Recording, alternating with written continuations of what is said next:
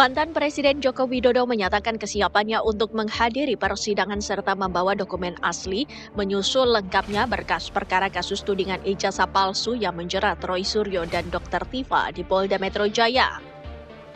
Dokumen pendidikan asli milik Presiden ke-7 Republik Indonesia tersebut saat ini masih berada di bawah otoritas penyidik kepolisian demi memenuhi prosedur hukum yang berjalan. Mantan wali kota Solo tersebut juga memastikan bahwa dirinya tak akan absen dan memilih untuk datang langsung ke persidangan. Ia pun berkomitmen untuk menunjukkan bukti otentik di hadapan majelis hakim guna mematahkan tuduhan yang beredar selama ini. Apalagi Roy Suryo dan Dr. Tifa sudah ditahan di rutan sementara Polda Metro Jaya meski pengacara keduanya meminta penangguhan penahanan. Lantas, akankah kisruh terkait isu ijazah palsu Jokowi akan terbuka secara terang benderang di persidangan? Dan apakah ijazah aslinya akan dibuktikan di pengadilan?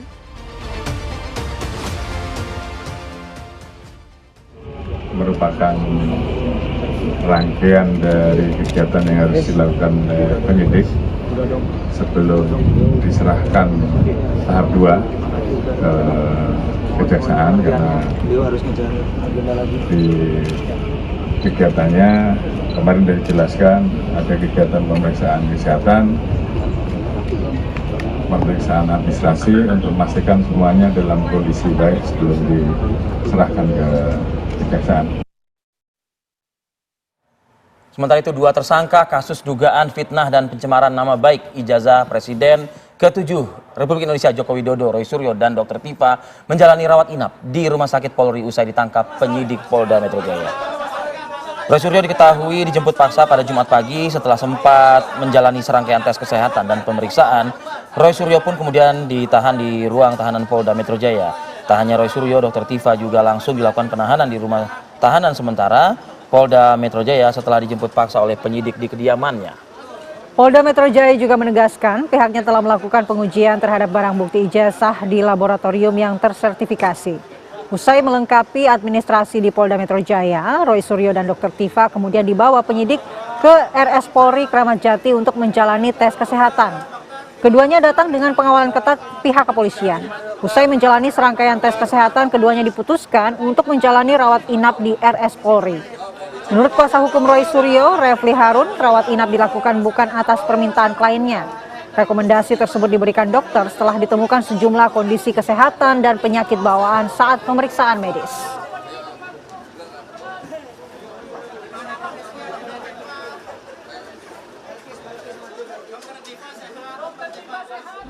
Bahwa baik Dr. Tifa maupun Mas Roy Suryo atas rekomendasi dokter, bukan atas permintaan sendiri, ya, rekomendasi dokter itu dilakukan treatment rawat inap, itu aja.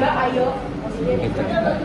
Nggak tahu tapi kondisinya sebenarnya gimana sih, Prof? Kalau dilihat? Jadi gini, kalau 2 orang ini sebenarnya ya waktu sebenarnya kondisinya baik-baik saja, tetapi dia punya katakanlah sakit bawaan.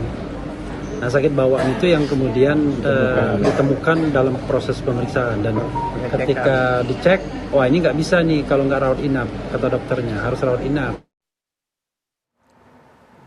Ya, kita akan membahas terkait dengan bagaimana langkah selanjutnya setelah kemudian penangkapan dan pemeriksaan yang dilakukan kepada Roy Suryo dan juga Dr. Tifa. Namun saat ini keduanya masih rawat inap di RS Polri Kramat Jati Jakarta ya.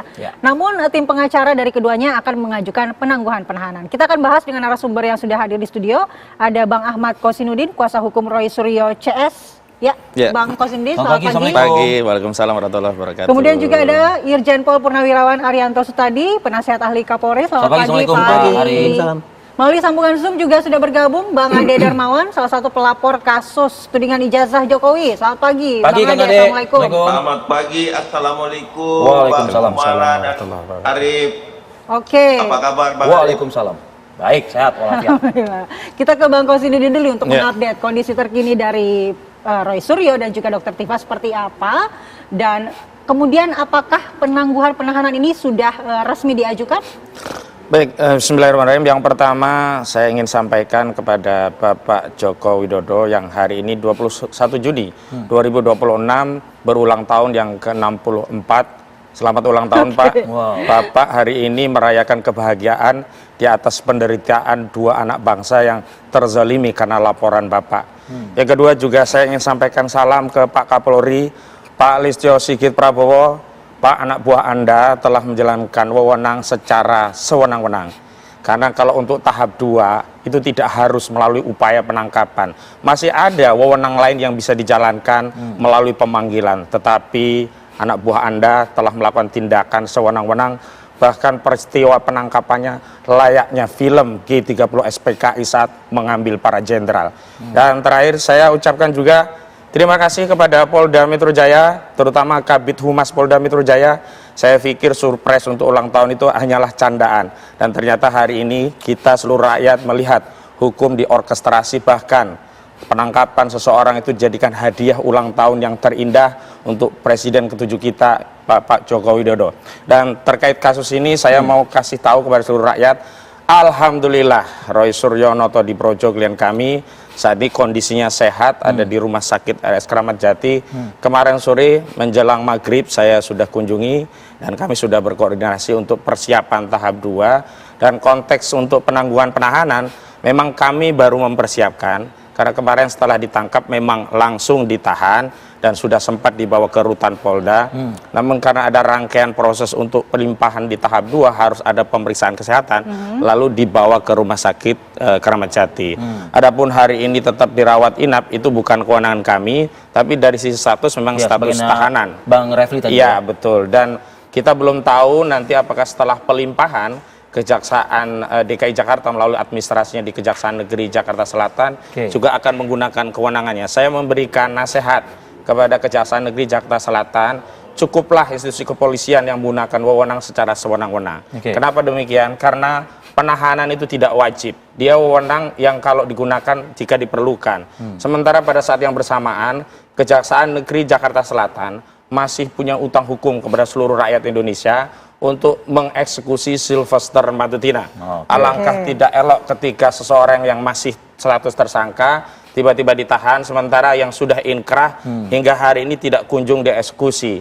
Dan tentu saja kalau kita bicara tentang sikap negarawan, sikap yang dia memang siap untuk bersidang di persidangan, semestinya kasus ini seperti perkara antara Haris Azhar dengan Fathia Maulidiyanti melawan Luhut Binsar Panjaitan, yang saat itu dianggap memfitnah dan mencemarkan Luhut, dan prosesnya sampai persidangan sampai vonis tidak ada penahanan. Baik, Bang Muhsin. Saya ingin bergeser ke jadi yang terakhir satu lagi, bahwa hari ini makin mengkonfirmasi bahwa penyeludupan pasal 32 dan 35 itu adalah satu modus operandi agar di luar pasal fitnah ada pasal lain yang lebih dari 5 tahun sehingga bisa melegitimasi proses penahanan itu. Ini sepertinya ada dua pihak yang akan mengkonfirmasi ya pernyataan dari Anda. Saya ke Pak Ari dan juga nanti ke Bang Ade. Pak Ari, ada harapan dari pengacara Roy dan juga Tifa bahwa semoga kejaksaan tidak seperti kepolisian yang melakukan penanganan kasus serampangan seperti ini. Komentar Anda? Kalau bagi saya sih kasus ini suatu proses hukum yang biasa ya. Artinya tidak serampang Pak? Begitu? Ya, menurut saya kasus ini kan cuma pencemaran nama, kemudian tuduhan ijazah palsu yang dulu. Kalau saya dulu sudah mengatakan ya, kalau saya dulu penyidiknya itu, kalau tidak ada unsur politik ini 2 bulan selesai ini. Sejak dulu, April itu. Tapi kan kemudian jadi panjang sampai sekarang ini ya. Dan saya bersyukur akhirnya proses peradilan itu berjalan dengan sesuai dengan apa yang tertera di dalam SOP maupun pengalaman saya selama penyidik. Jadi kalau saya melihat ya, Polda Metro ini sangat terlalu hati-hati. Justru terlalu hati-hati. Sangat terlalu hati-hati ya. Bahkan kemarin waktu pengumuman aja kan runtut panjang sekali gitu ya. Dia mengatakan bahwa kita sudah pakai prosedur ini, kemudian ini kan baru tahap 2 tadi kata pengacara. Nah, intinya Polda Metro itu menurut saya sangat hati-hati karena apa? Dia kayaknya ngemong gitu ya, ngemong dari pihak sana pihak sini gitu. Jadi pengumuman aja panjang sekali, kemudian kemarin waktu saya mendengar pengumuman itu ya, ini jadi lama karena apa? Karena kita juga menuruti kehendak daripada tersangka, suruh ada lapor pembanding dan sebagainya, itu kan diturutin segala itu. Ini yang agak beda dengan kasus-kasus yang saya lihat, karena nggak pernah ada tuh kasus kita itu menuruti habis diperiksa begini kemudian ke sana meminta supaya diperiksa ini diturutin juga gitu loh. Jadi, tapi soal penahanan dan penangkapannya apakah sudah memenuhi syaratnya, Pak Arief? Kalau menurut penahanan ya syaratnya ya memenuhi syarat kan, syarat material maupun formil. Ada yang salah dengan penangkapan ya? Kita menyebutnya penangkapan berarti kan, ibaratnya kan? Gini ya, kalau yang namanya salah penangkapan itu, tinggal di peradilan aja. Ukurannya gitu, Pak. Kalau itu salah apa tidak, itu di dalam KUHP sudah diatur. Jadi salah, selain penetapan tersangka, upaya penangkapan juga bisa di pra-peradilan? Semua, upaya paksa itu bisa diuji dengan pra-peradilan. Gitu. Kalau ini di mata saya, itu penangkapan kayak gini biasa aja. Kita nangkap kasus-kasus yang biasa tuh ya kayak gitu. Cuman nggak pernah diekspos masalahnya, sehingga tidak jadikan itu melanggar HAM. Menurut Pak Ari? Iya, menurut saya sudah sesuai dengan SOP. Kenapa bisa ada narasi seakan-akan kayak itu kan pandangan penangkapan G30S gitu? Ya itu pandangan daripada yang penasihat hukumnya, aparat hukumnya. Saya itu boleh-boleh saja ngomong sampai sekarang ini kan memang kita bebas berpendapat kan, boleh saja mengatakan gitu. Cuman tolong dihargai perbedaan pendapat itu, gitu. Jadi jangan memaksakan pendapat itu pasti benar sendiri, yang lain salah gitu. Itu gitu aja. Jadi ya, bagi saya ini saya lega ya, karena apa? Yang dulu saya tunggu-tunggu, sekarang saya dulu saya tunggu-tunggu ini. Perdebatan di publik ini kan juga begitu dahsyatnya ya. Orang-orang yang pinter pun sekarang pakar ini semua ikut-ikut ini, ikut-ikut terlibat gitu. Nah itu ini hanya selesai kalau nanti dibuktikan di pengadilan, sehingga kita tidak terbelah. Kalau saya sih cita-citanya cuma gitu aja. Jadi sekarang lega, karena apa? Yang kedua, besok ini kalau sudah diserahkan kepada kejaksaan, itu polisi sudah selesai tuh. Ibarat skripsi itu. Polisi sudah serahkan pada ini, tinggal nanti diuji nih lulus apa enggak itu, gitu. Tapi lulus apa tidak itu dikembalikan lagi berkas ini. Polisi nggak akan ngitung itu. Oh itu? Nggak akan ngitung. Kita ngapain ngitung kayak gitu? Yang penting tugas kita sudah selesai, dinyatakan lengkap, kasih kan sudah selesai. Jadi masalah penahanan apa tidak itu polisi tidak akan mikir lagi tuh, mau ditahan mau enggak gitu. Sebelum dikembalikan ke Bang Kosinudin, kita minta tanggapan dari Bang Ade dulu. Bang Ade, apakah benar Pak Jokowi berbahagia dengan penangkapan kedua tersangka ini, Bang Ade? Astagfirullahaladzim, subhanallah, itu adalah fitnah keji lagi. Jadi begini Mbak Kumala dan Mas Arief, tidak ada bapak bangsa yang mau melihat anak-anak bangsa itu masuk ke dalam penjara atau jeruji besi. Itu yang pertama, ya tidak ada itu. Cuman memang kita lihat Mbak Kumala dan Bang Arief serta pemerintah saya bahwa apa yang dilakukan Roy dan Tifa ini sudah kelewat batas. Bayangkan Mbak Kumala ya, ada seseorang memfitnah biasa, itu hal yang biasa. Oh dia begini, zuuzon dan lain-lain sebagainya. Tetapi kalau sudah mendatangi kuburan ibu kandung dari presiden ke-7, dianggap bahwa bukan ibunya, mendatangi dengan alasan ziarah, tetapi di depan bikin konten dan menyebarkan ke seluruh Indonesia, bahkan menceritakan hal-hal yang tidak masuk akal itu kepada ke luar negeri, menyurati, subhanallah.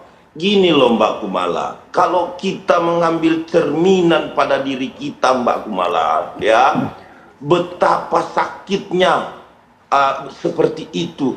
Untung-untung, alhamdulillah, ini Bapak Insinyur Joko Widodo.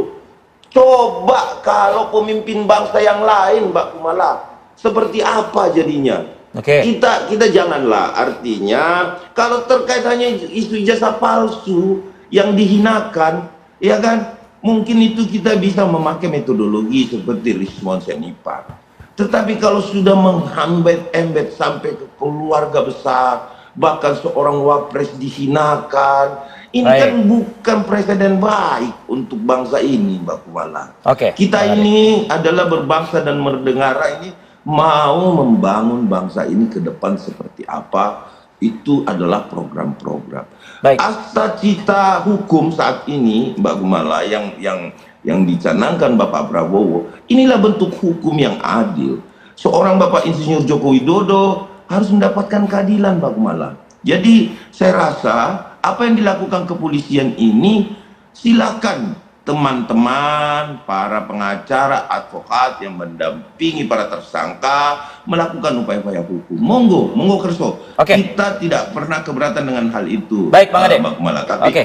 Tapi sedikit lagi bahwa apa yang terjadi dengan Bapak Insinyur Joko Widodo ini adalah satu bukti bahwa bangsa ini atas cita Bapak Prabowo penegakan hukum dijalankan secara baik. Seperti itu. Cuma tadi masih ada yang menyangkut dan mengganjal dari Bang Kozinudin, Bang Ade, bahwa bagaimana dengan mereka-mereka yang akan dieksekusi dan tinggal dieksekusi tapi belum juga dilakukan oleh kejaksaan begitu. Nanti ditanggapi juga dan juga Anda akan menanggapi juga nanti ya Bang Kozin ya dari pernyataan Pak Ari dan juga Bang Ade. Kami akan kembali sesaat lagi.